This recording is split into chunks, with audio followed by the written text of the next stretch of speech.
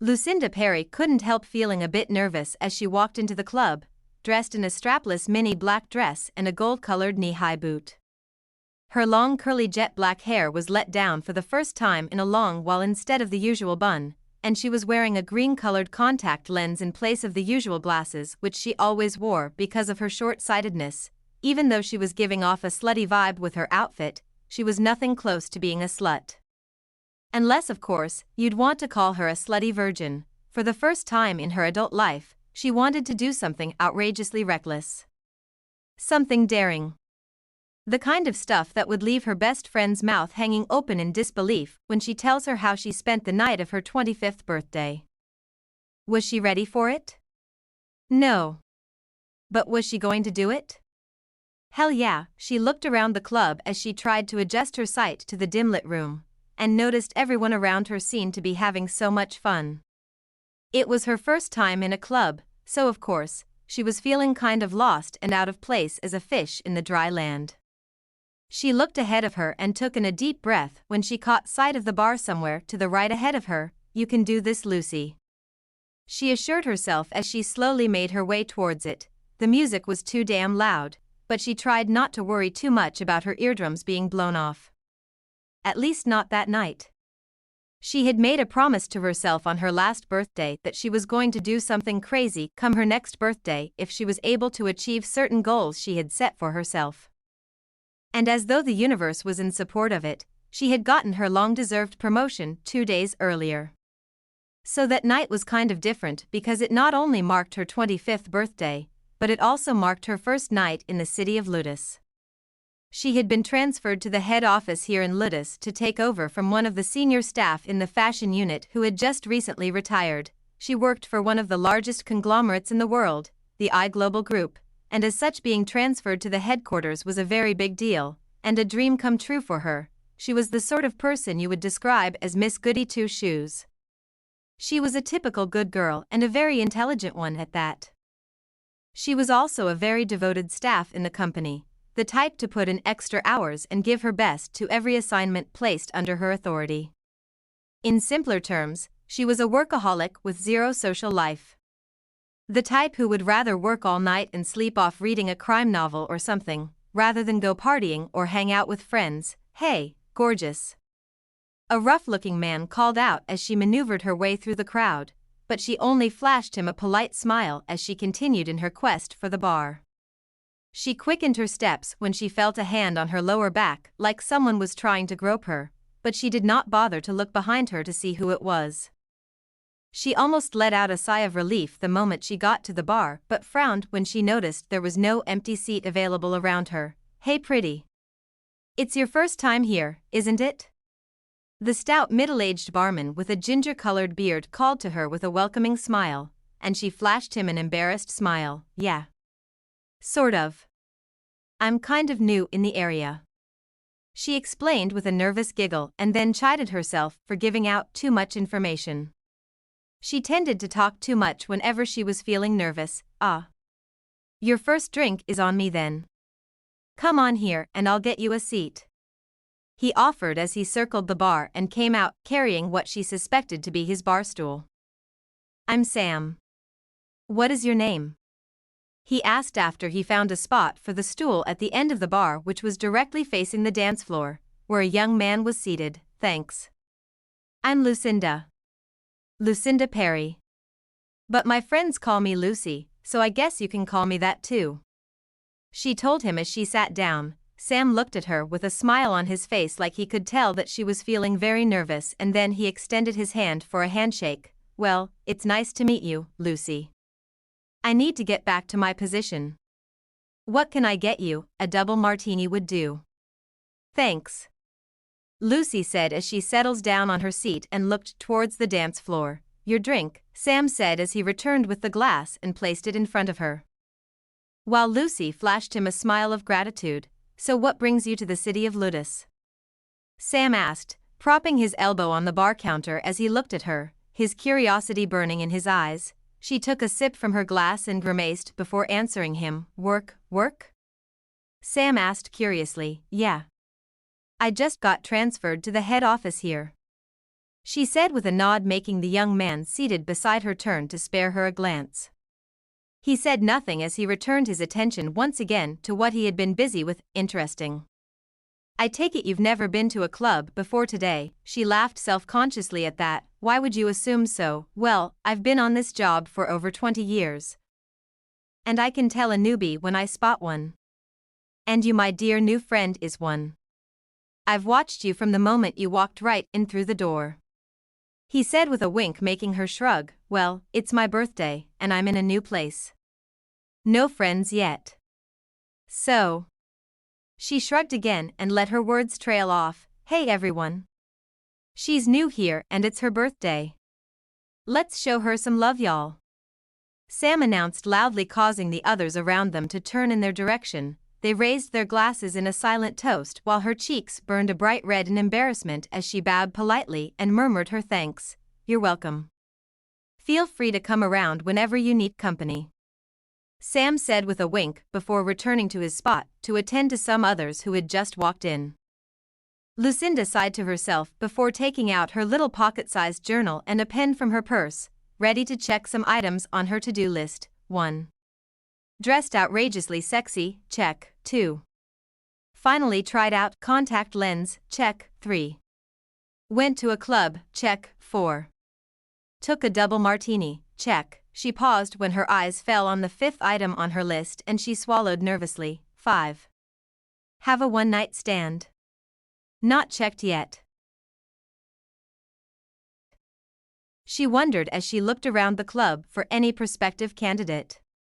Had Sam been a younger guy, maybe she would have considered him, but Sam looked way too old and that was not the kind of person she had in mind to lose her virginity to. She noticed several guys staring at her like they were waiting for a sort of signal from her before approaching her, but neither of them looked attractive enough to her taste, so she looked away from them. She did not doubt that she was going to be needing lots of alcohol to build up her courage level, she thought to herself, as she gulped down the content of her glass and called out to Sam for another shot. Hey, sweetie. Heard you're new around here. Need me to show you around? An average-looking young man asked with a suggestive wink as he let his eyes travel down Lucy's legs. You. She thought as she tried not to look at him repulsively. No thanks. Lucy said with a forced smile. Are you sure? There's plenty of places I could take you to if you know what I mean. He said as he leaned closer to her and placed a hand on her exposed thighs. Thanks for your offer, but I'll pass, Lucy muttered through gritted teeth. He was so close that she could perceive the alcohol on his breath mixed with something else she couldn't tell. The idea of having someone like him on the same bed with her was so repugnant that she was beginning to feel like retching. She said no. Why don't you get lost? The young man who had been sitting quietly beside her growled ferociously, making the guy with the bad breath scurry away. Of course, she had been aware that someone was sitting beside her, but she just hadn't taken note of him until she heard his voice, so she turned her head slightly to look at him and froze when their eyes met. He was staring directly at her and she noticed a smile was dancing playfully on his lips as he looked at her. His eyes looked as though they were laughing at something funny. His voice had not sounded like he was having fun a moment ago, so what was he finding funny? She wondered as she cocked her head to the side and raised a brow as though asking him what he was finding so funny. Tom tried not to chuckle as he looked down at her journal, which was lying open on the table between them, before looking into her face once again. He grinned when her eyes widened in mortification and chuckled when she quickly snapped her journal shut. Lucy blushed a deep shade of red as she quickly looked away from the handsome devil. Although their gaze had held for only a few seconds, she had gotten a clear picture of his facial features before turning away. The brown-looking handsome devil was blessed with an oval-shaped face with a prominent lower jaw and chin. And his face was decorated with the finest hazel eyes she had ever seen on a man, and a well-defined straight nose with full symmetrical lips. Lucy silently prayed that he wouldn't say anything or expose her to the others. The last thing she wanted on her first day here was to be labeled as a pervert or a man-eater. That would be very bad for her reputation around here. Since we just shared such a deep secret, don't you think it's safe to say we are friends now? And as such, shouldn't we at least say hi to each other? The handsome devil asked her, breaking the silence which she had just begun to be thankful for. She gritted her teeth, and then pasted a smile on her face before turning to look at him. "Hi, you can call me Tom. I heard you say your name is Lucy earlier. I can call you that, right?" he asked with a grin as though he knew something she didn't. "Sure," Lucy said, and then cleared her throat. "About what you may have seen, May?" "Not May. I actually did see it," he assured her in a very confident tone, leaving her speechless. Had it been a less embarrassing situation, she probably would have demanded an apology from him for invading her privacy by sneaking a peek from her journal, but she couldn't do that for fear that he might decide to expose her to the world. So instead, she forced a smile. There's nothing to feel embarrassed about. Nothing at all. It's normal. People do these things all the time. I can assure you it's not a big deal. I could just pretend like I didn't see anything," he said with a straight face, but she could hear the amusement in his voice. "Yeah. Thanks. I'll really appreciate that," Lucy said with a smile of gratitude, grateful that he was responsible enough to let her off the hook so easily. She decided she was just going to drink really quickly and disappear from the club before she embarrassed herself any further. "Sam, can I get another glass, please? And get one for the lady too."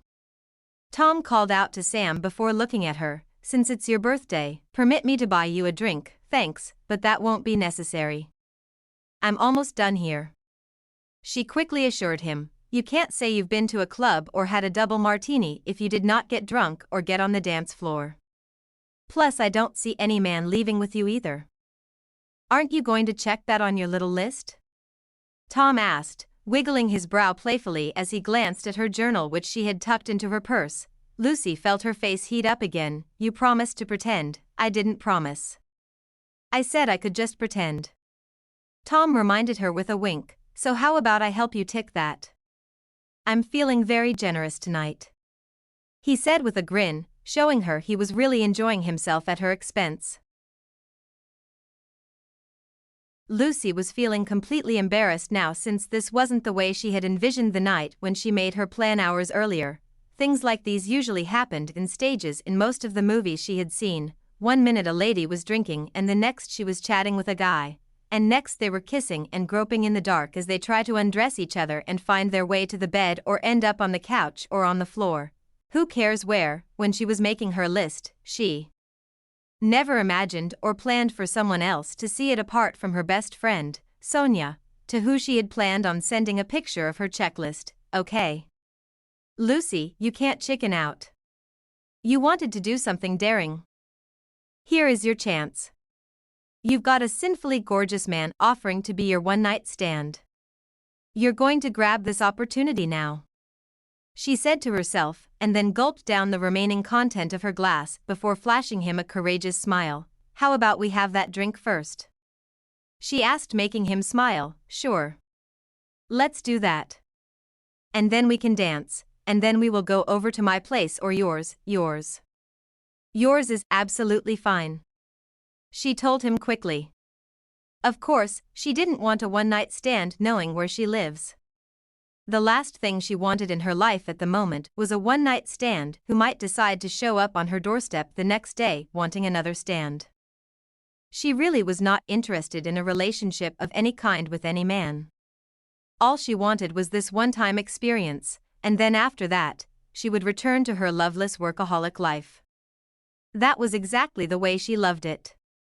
She loved being a career-driven lady who was able to take care of herself and her loved ones. The last thing she wanted was that trouble and distraction which was usually associated with being in a relationship.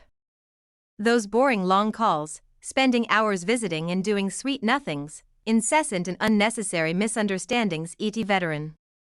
Those were things she was avoiding. "My place it is then," Tom said with a nod. "I see you've gotten yourself a friend," Sam observed as he handed them both their glasses. "Yeah, she has. Get her more glasses, she needs to get drunk," Tom said to Sam, who gave him a questioning look before glancing at Lucy. "Yeah.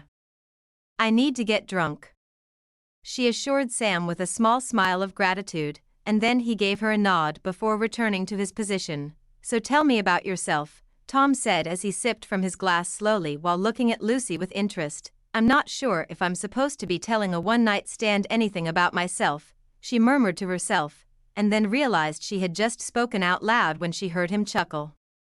What are the chances of seeing your one-night stand again? It won't hurt to tell me something about yourself. I'm a stranger to you after all, and you may never see me again. You could tell me something you've always wanted to tell someone about yourself. Tom said with an encouraging smile. Lucy felt her face pull back into a responding smile. Maybe it was the effect of the alcohol which was slowly beginning to move in her bloodstream or something, but soon her tongue gradually loosened up and before she knew it, she heard herself start saying some things to him. He laughed at something she said, and soon she realized she was moving. Her thighs started feeling kind of heavy, while her head felt very light. She felt his hand on her waist and heard herself laughing really loudly as she swayed her waist to what she believed was the tune of the music. Soon she realized that they were on the dance floor. Kiss me, she heard herself say to him. By now the alcohol had completely taken over her entire being. Tom smiled at the invitation. I don't think you're ready for that yet, he said, and then she felt him dragging her away from the dance floor. Her vision was kind of blurry so she couldn't focus, and just followed in whatever direction he was leading her to. She soon heard him say goodnight to Sam and then a minute later she felt the evening breeze on her bare shoulders, telling her they were outside now. Did you drive? Lucy heard him ask. She murmured some gibberish, which he took as a no, and next, she felt herself being carefully placed in the back seat of a car. This was definitely not the way she had envisioned her wild night, so she knew she had to do something else. She might end up being knocked out in the back seat of a stranger's car. What if he was a psychopath? What if he goes to bars and picks up random girls then chops off their legs as those guys do to their victims in the crime novels she always read? She asked herself drunkenly and then shook her head. Sam knows him, so I'm sure I'm safe, she assured herself out loud, making Tom, who was still trying to make her stay put in the back seat, smile. She sat up as quickly as she could manage and wrapped her hands around him before he could leave. Kiss me, she ordered again with puckered lips, pushing her lips forward with her eyes closed as she waited for his lips to meet hers. Tom sighed as he watched her. Who would have thought he would meet someone this interesting while waiting at the club for Anita, his self-centered girlfriend? He did not doubt that he had been stood up once again, but that was fine. He had planned on finally breaking up with her tonight anyway, so it was probably for the best. Tom brushed his lip on hers. Now stay still.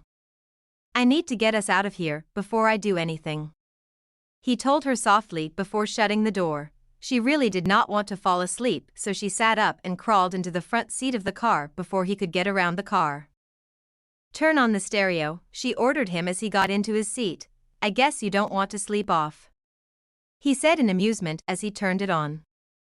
Luckily it was on her favorite station and Kenny Rogers' Coward of the County was playing, so she sang along in her not-so-pleasant voice. She dozed off after a while and came awake when she heard him shut his car door before coming around to her seat to help her out. We are home, she asked, squinting her eyes to see if she could make out the environment in the darkness. Yes. Now I can kiss you, he said, and before she knew it, their lips were locked in a passionate kiss and his hands were all over her body. Lucy closed her eyes as different crazy sensations passed through her body at the same time. One minute she could feel his hands on her boobs, and the next it was on her back, and then her ass. Am I supposed to touch him? She asked herself. Yes, I probably should. But where? She wondered and let her hands roam around his body. She touched his chest and then his back and cupped his ass too, just as he had done hers. Tom lifted her in his arms and carried her inside his house while their lips remained locked in a kiss as they both desperately panted for breath. Lucy suddenly remembered reading something about the neck being an erogenous zone, so she broke the kiss to catch her breath before licking and biting his neck softly. He made a guttural sound and then squeezed her ass before turning on a light. Lucy quickly shut her eyes from the sudden assault of the light and then moaned softly when she felt his lips on her neck. Lucy could feel herself being lowered on the bed, and the next thing she knew he was taking off her gown. She was not wearing a bra since her boobs were neither too big nor too small, but were rather round and firm. Ah. She moaned loudly when she felt his tongue on her nipples.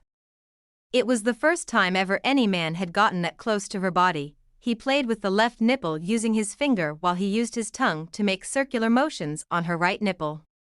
He sucked and bit on it softly, making her moan wildly at the unbelievable amount of pleasure she was getting from that. Who knew my nipples could be that sensitive, yet I've been allowing them to lie waste for so long? She asked herself, and then was startled when she heard him chuckle. I didn't just say that out loud, did I? She asked herself quietly. Yes, you did. You did say it out loud. He told her with a chuckle and paused what he was doing to look into her face. Don't stop. Go on, she said, urging him on impatiently. She pulled his head down on her breast and closed her eyes again, ready to feel the pleasure again. Tom lowered his lips to her nipples once again, and then let his hand slowly find its way down her abdomen towards her honeypot.